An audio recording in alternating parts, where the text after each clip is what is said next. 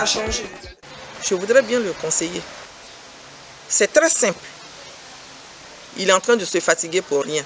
Mais en fait, quand quelque chose ne vient pas de toi, c'est comme ça que tu t'attends. Tu as en Côte d'Ivoire la première dame, Simone Eyive Gbagbo, qui est entre les mains de ses bourreaux.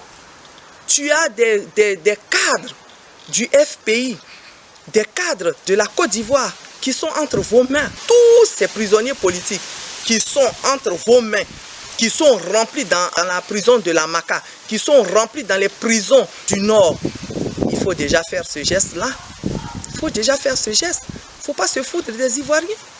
On a déjà assez trop souffert. On a souffert. Je ne sais pas qui le conseille. Je ne sais pas quelle est la main cachée qui est derrière. Parce qu'on sent que de toutes les façons, ce qu'il dit n'est pas sincère. On sait que c'est une mission encore qu'il a accomplie. C'est comme ça qu'ils ont endormi les consciences en Côte d'Ivoire. Et la guerre a quand même éclaté en 2010. Il faut qu'il arrête un peu. Arrêtons de nous foutre d'un monde qui souffre. La Côte d'Ivoire souffre. L'Afrique souffre. Guillaume Soro n'a qu'à savoir que le problème, la souffrance, la douleur des Ivoiriens viennent de lui. Vous savez, la force, les moyens financiers ne peuvent jamais avoir le dessus sur la raison. Il faut qu'il y ait justice, de toutes les façons. Il faut qu'il y ait justice. Parce qu'il y a des innocents qui sont en prison en ce moment. Avec à leur tête le président Laurent Gbagbo. Le président Laurent Gbagbo que Soro Guillaume connaît très bien. Qui a accepté les accords de Marcoussis pour faire de lui un premier ministre. Il le sait, il le connaît. Vers la paix en Côte d'Ivoire, un accord a été trouvé la nuit dernière à Marcoussis, en région parisienne. Il prévoit le maintien au pouvoir du président Gbagbo et, en contrepartie, la formation d'un gouvernement de réconciliation nationale ouvert à tous les partis, y compris aux rebelles. Un accord accueilli avec scepticisme dans le pays. Nora Boubetra. L'accord qui vient d'être signé loin de chez eux ne les ravit guère. Ici, dans le sud de la Côte d'Ivoire, fief du président Gbagbo, on se dit choqué. Les ennemis rebelles entrent au gouvernement. Ça nous choque. Ça voudrait dire que désormais, pour entrer dans un gouvernement, on se rabat sur une région de la Côte d'Ivoire, on prend des armes, on tue des gens, et puis vous entrez dans un gouvernement. C'est ça qui nous choque. Il connaît Blé Goudé.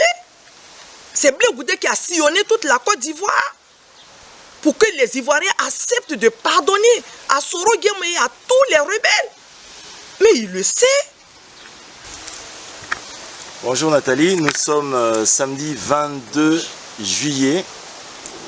21 ou 22 juillet, 22. Alors 22 juillet 2017, nous sommes à Nantes et cette semaine, encore un zoom sur la Côte d'Ivoire, un grand zoom sur toi. Cette semaine, il y a eu deux grands événements.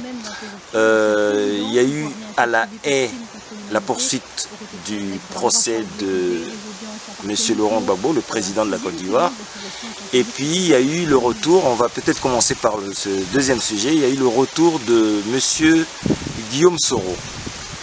M. Guillaume Soro, à son retour à Abidjan, fait une déclaration et demande pardon aux Ivoiriens et pardon au président Laurent Gbagbo. Comment tu réagis face à ce pardon? Pardon, je ne sais pas de quel pardon M. Guillaume Soro parle. Mais bon, on n'est pas dans une cour de récréation, M. Peter Lema. On parle quand même d'une nation. On parle quand même d'un pays qui a été meurtri. On parle des familles qui ont été endeuillées. Des familles qui ont perdu 4, 5, 6 fils, 6 filles. Des gens qui sont encore en prison. Des gens qui n'arrivent pas encore à manger. L'insécurité qui sévit en Côte d'Ivoire. On parle de cette injustice-là, du rattrapage ethnique qu'il y a en Côte d'Ivoire. C'est de ça qu'il s'agit. Moi, je ne sais pas de quel pardon il parle. Parce que pour parler d'un tel pardon, il faut s'asseoir. Il faut vraiment s'asseoir. Mais s'asseoir avec qui? Il faut s'asseoir avec les belligérants. Il faut s'asseoir avec les gens qui sont réellement concernés. Les gens qui peuvent parler aux Ivoiriens, au cœur des Ivoiriens. C'est de ça qu'il s'agit. Guillaume Soro ne peut pas parler à un Ivoirien et l'Ivoirien ne peut pas dire Amen. Non, ce n'est pas possible. Il sait Qui peut parler aux Ivoiriens et les Ivoiriens vont dire c'est pas grave, on laisse tomber, nous sommes tous des frères. Nous voulons rester sur le plan de la raison. Monsieur Guillaume Soro a dit qu'il allait demander pardon à ses aînés. Il a cité Alassane Ouattara, il a cité Konan Bédié et il a précisé, et même Laurent Gbagbo. Je ne peux pas dire pourquoi il va demander pardon à ses alliés de toujours, à Alassane et à Konan Bédié. Je ne sais pas quel tort il leur a fait. Bon, là c'est leur sauce interne là-bas. Je ne veux pas m'étendre dessus. Il faut qu'on sache que à partir du moment où il y a un conflit, il faut toujours penser qu'à la longue, il faut une réconciliation. Mais ne nous foutons pas du monde. On ne peut pas se foutre du peuple ivoirien qui a payé de ses fils. Mais les cadres ivoiriens qui sont morts, qui sont en exil aujourd'hui, des gens qui sont remplis dans les prisons ivoiriennes. De quelle réconciliation parle-t-on? Mais ce pardon-là, il a déjà été accordé à Guillaume Soro. Il a la mémoire courte, ce monsieur. Ce pardon-là a été accordé. Et quand le président Gbagbo voulait que le peuple ivoirien leur accorde, eux, les rebelles, leur accorde le pardon, qu'est-ce qui s'est passé? Il y a eu un processus d'amnistie. Un processus de toutes les charges qui pesaient contre eux, qui ont été abandonnées. Et toute la population qui a été appelée à pardonner. Il ne faut pas se foutre des Ivoiriens. On a payé un lourd tribut et on le paye encore. Moi je dis et je le répète, et je dis à M. Guillaume Soro, la Côte d'Ivoire a besoin d'être reconstruite, mais il ne faut pas se foutre des gens. Il ne faut pas. C'est ce genre de personnage que les gens trouvent en Afrique et qui toujours enfoncent l'Afrique dans la misère. Je l'ai dit et je le répète, Monsieur Lema. Je dis que Soro Guillaume libère la première dame, qu'il libère tous les prisonniers politiques, qu'il mettre les conditions nécessaires de sécurité pour que tous les réfugiés politiques ivoiriens rentrent dans leur propre pays, qu'il aille parler à ses donateurs, ceux qui le soutiennent, qui le reçoivent avec des tapis rouges, qui leur disent que Laurent Gbagbo est le seul qui peut ramener la paix en Côte d'Ivoire. Qu'on libère Laurent Gbagbo, qu'on libère Blé Goudé, qui n'a jamais utilisé une seule arme contre un seul Ivoirien, qu'il les libère et après on parlera. C'est simple, ça viendra, ça coulera de source. S'il le fait, il n'y a pas de souci. Nous, on veut voir le président Laurent Gbagbo chez lui à Mama. On veut voir Blé Goudé libéré. On veut voir tous les prisonniers politiques dehors et tous les exilés rentrer en Côte d'Ivoire. Alors, en ce moment-là, on peut s'asseoir. Son témoignage serait le bienvenu à La Haye. Tout le monde sait que son témoignage est des plus importants. Plus important qu'un pardon. La procureure, Madame Bensouda, est en train de chercher des témoins. Il y a des gens qui vont pour témoigner. Qu'il aille témoigner pour le président Gbagbo. Qu'il aille dire ce qui s'est réellement passé en Côte d'Ivoire depuis 2002. Et on saura qu'effectivement, il s'est repenti. Et on saura qu'effectivement, il regrette tout ce qu'il a fait. Et on saura qu'il regrette tout le sang. Toutes les personnes qu'il a tuées. Il a donné des ordres. Il a tué des Ivoiriens. Il a fait souffrir des familles. Et il fait souffrir et ça continue encore. Aujourd'hui même.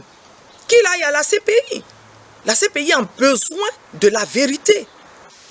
Plus important, son témoignage est plus important. Pour faire plier la soi-disant justice. C'est lui qui détient toutes les cordes. Hein? Puisque c'est lui qui a été utilisé contre son propre peuple. C'est lui qui a été utilisé contre sa propre patrie. C'est lui seul qui sait ce qu'on lui a demandé de faire. C'est lui seul qui sait jusqu'où il devait aller, ce qu'il devait faire. Donc il a témoigné de ça à l'AE. Et puis le compte est bon là.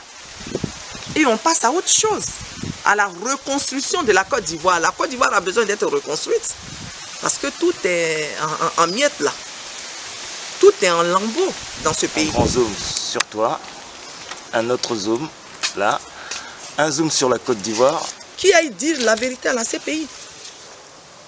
Alors, puisqu'on parle de la CPI en même temps, cette semaine, il y avait quelques attentes au sujet du procès du président Laurent Gbagbo. Et où ça en est? Comment ça se fait que ça fait plus de 5 ans, il y est encore? Il est encore à la CPI. Ce qui s'est passé mercredi est une victoire pour nous qui espérons que le président Gbagbo va être libéré. Parce que tout ce qui a été fait depuis 6 ans n'était que comédie et était fondé sur rien du tout, aucune preuve, rien. Donc Laurent Gbagbo mérite d'être libéré, ne serait-ce que provisoirement, avant qu'ils ne fassent leur procès. Donc il a déjà atteint le nombre d'années qu'il faut pour la préventive. Bon, ben, l'âge est déjà avancé, sa santé, et moi je ne vois pas Laurent Gbagbo en train de fuir la CPI. S'il n'a pas fui devant les bombes de Sarkozy, ce n'est pas la CPI qui va fuir. Donc tout est réuni, même sous caution, on sera prêt à cotiser. Les Ivoiriens sont prêts à cotiser, même ne serait-ce que 20 €, 50 € pour payer la caution de Laurent Gbagbo pour qu'il sorte de cette prison-là en attendant son procès. Le procès de la vérité, le procès de la libération de l'Afrique.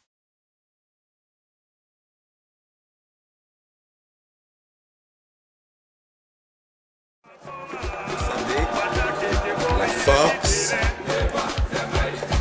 les moyens financiers ne peuvent jamais avoir le dessus sur la